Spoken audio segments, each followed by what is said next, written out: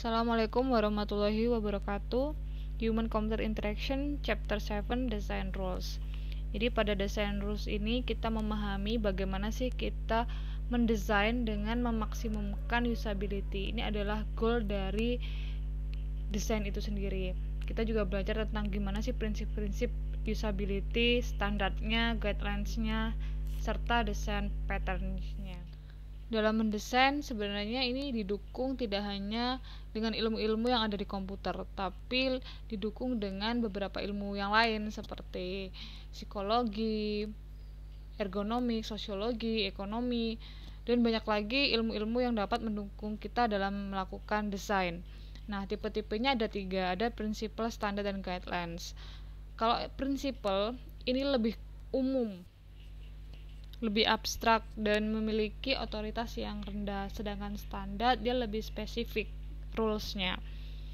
Jadi untuk aplikasi A atau mesin B, mereka sangat spesifikasi untuk digunakan pada standar mesin A misalnya. Jadi dia membutuhkan otoritas yang sangat tinggi, dan aplikasinya pun atau desainnya itu pun sangat terbatas, hanya digunakan pada beberapa aplikasi atau mesin seperti itu.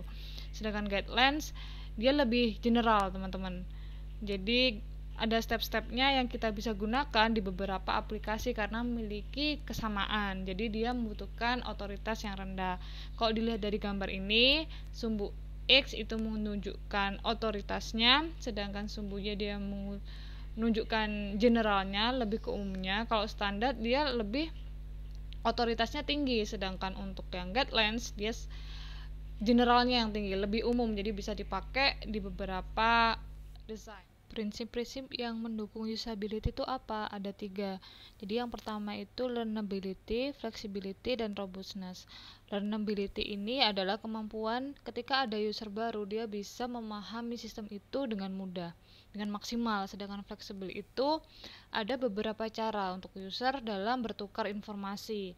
Sedangkan robustness ini adalah dukungan. Jadi user dalam menggunakan komputer pasti ada goalnya, ada tujuan yang ingin dicapai. Nah, robustness ini mencakup fitur-fitur yang mendukung dalam pencapaian tujuan tersebut. Nah, prinsip dari learnability itu apa? Ada predictability dan sintesis.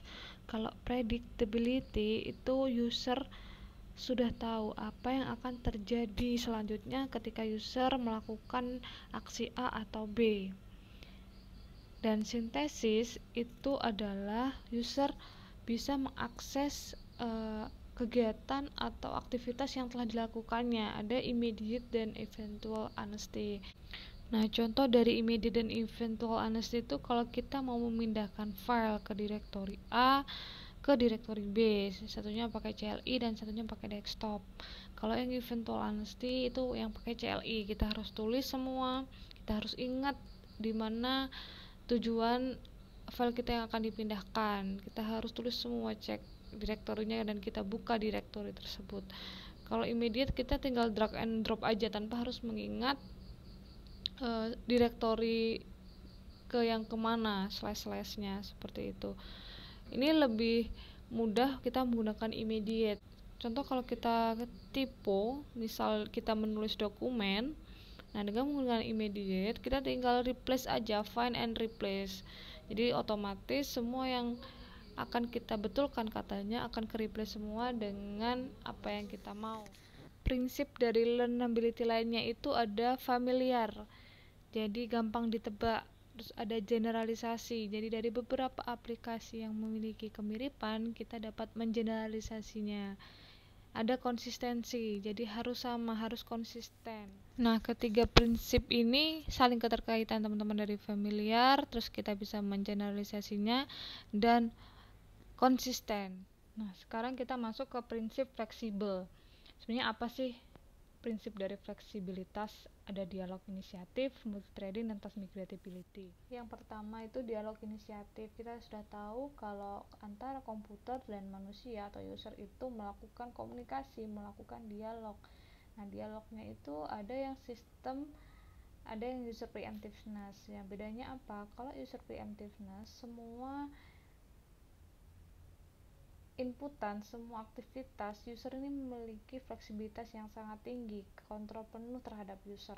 Namun untuk yang sistem, ada beberapa kegiatan aktivitas yang tidak bisa dilakukan oleh user, jadi sistem bisa membatasi. Contohnya kalau kita edit Google secara online gitu ya, kita join beberapa user untuk mengedit salah satu dokumen. Nah, sistem bisa melarang untuk menghapus paragraf yang sedang kita edit seperti itu, karena itu tidak layak ya ketika kita edit teks kemudian orang yang sama menghapus teks yang kita tulis. Nah, seperti itu ada tumpang tindih, maka dari itu sistem bisa menghalangi user untuk melakukan hapus data. Yang kedua ada multithreading. Nah, ini kemampuan sistem dalam mensupport interaksi antara user pada task atau tugas yang lebih dari satu secara bersamaan. Ada concurrent versus interleaving.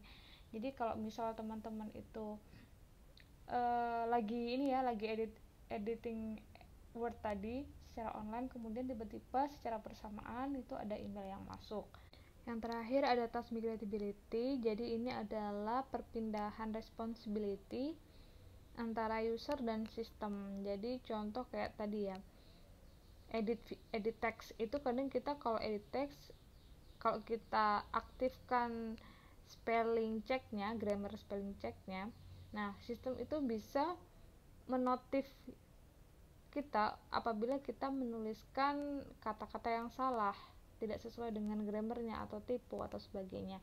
Nah, kita sebagai user juga bisa memutuskan apakah kata tadi kita membiarkannya atau kita benarkan. Nah, pergantian responsibility ini yang dimaksud task migratability. Nah, selanjutnya ada substitusi dan kustomisasi. Kalau substitusi ini contohnya kalau kita mau ubah margin gitu ya, kadang pada saat itu ukurannya inci, tapi yang kita tahu kita sentimeter. Nah, ketika kita inputkan sentimeter, otomatis menyesuaikan dengan ukuran sentimeter. Nah, ini namanya substitusi.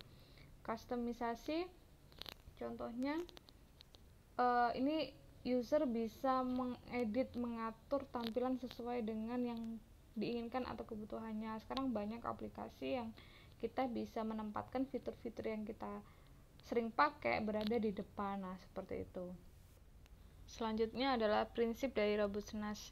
Robustness sendiri yang sudah dijelaskan tadi adalah fitur-fitur yang mendukung dalam interaksi antara user dan komputer atau sistem. Nah, di sini ada observe dan recover. Observe ini dalam sebuah tampilan sebaiknya ada kemampuan dari user untuk mengevaluasi yang telah dilakukan. Nah, contohnya ada browsability, default, sampai visibility, operation visibility. Contoh kalau browsability itu kalau di tampilan kita atau user bisa contoh melihat data dengan search atau ada kolom box untuk search, atau di samping kirinya itu ada tampilan buat outline-nya seperti itu. Selanjutnya ada recover. Ini yang terjadi karena kesalahan-kesalahan manusia. Kita sering lupa dan melakukan kesalahan. Nah, sebaiknya prinsip dari usability ini bisa recover kesalahan yang tadi telah dilakukan. Selanjutnya ada responsive sama task conformance. Responsive itu jelas ya, jadi bagaimana user itu berkomunikasi dengan sistem, seperti kalau kita gerakkan kursor atau kita swipe itu langsung muncul menunya. Responsive dan stabil. Selanjutnya ada task conformance. Nah, ini ada dua, task completeness sama task adequacy. Kalau task completeness ini seberapa levelnya, setingkat apa sistem ini bisa mengcover seluruh kebutuhan si user. Sedangkan task adequacy ini bagaimana si user sendiri bisa memahami setiap step aktivitas yang ada di sistem itu sendiri. Kadang yang task completeness ini ada sesuatu yang tidak bisa di cover sistem, kayak verifikasi dan validasi yang butuh cap basah dan tanda tangan. Itu kita perlu print dulu, kemudian diunggah lagi itu di luar sistem untuk mengecapnya. Nah, desain rule sendiri itu sebenarnya bagaimana kita meningkatkan usability itu sendiri. Nah, contoh yang di grafik ini gimana kita membedakan antara guidelines yang kita membutuhkan generalisasi yang tinggi dan standar yang kita membutuhkan otoritas yang tinggi. Standar ini dibentuk oleh badan nasional dan internasional, jadi bisa digunakan di komunitas yang besar. Biasanya standar ini lebih sering dipakai di perangkat keras daripada perangkat lunak. Contohnya ISO 9241. Nah, ini mendefinisikan usability yang terdiri dari efektivitas, efisien, dan satisfaction. Nah, sedangkan guidelines ini lebih umum dan subjektif. Banyak textbook dan jurnal report yang berisi tentang guidelines. Biasanya mengatur mulai dari awal pertama sampai setelah aktivitas, setelah produk atau sistem jadi. Nah, ini ada beberapa checklist dari golden rules dan heuristic bapaknya human computer interaction. Jadi yang sering dipakai itu ada 3 ini, tapi ada beberapa yang lainnya. Tapi yang paling sering dipakai menjadi acuan ada Nielsen, ada Sanderman, sama Normans. Nah, ini meskipun yang sering dipakai, tapi kita juga harus menyesuaikan dengan desain atau sistem yang akan kita bangun. Jadi ini checklist dari Sanderman ada 8, mulai dari konsistensi sampai mengurangi memori jangka pendek. Kemudian ini ada Normans ada 7, kemudian ada HCI Design Patterns, ini menggunakan knowledge yang sudah ada kemudian dipakai lagi, yang bikin Alexander. Nah, ini karakteristiknya. Nanti ini teman-teman bisa dipakai dalam mendesain interface antarmuka. Nah, ini kesimpulannya sebenarnya prinsip dari usability ini kita bisa mendesain tidak hanya sekali. Untuk usability kita ulangi lagi desainnya. Setelah jadi bukan berarti desain kita sudah selesai kita mendesain, justru ketika sudah selesai kita perbaikin lagi apa yang menjadi kekurangan dalam desain kita. Nah, kita juga disarankan untuk menggunakan design rules yang tadi contoh-contohnya beberapa golden rules yang sering dipakai dalam human computer interaction.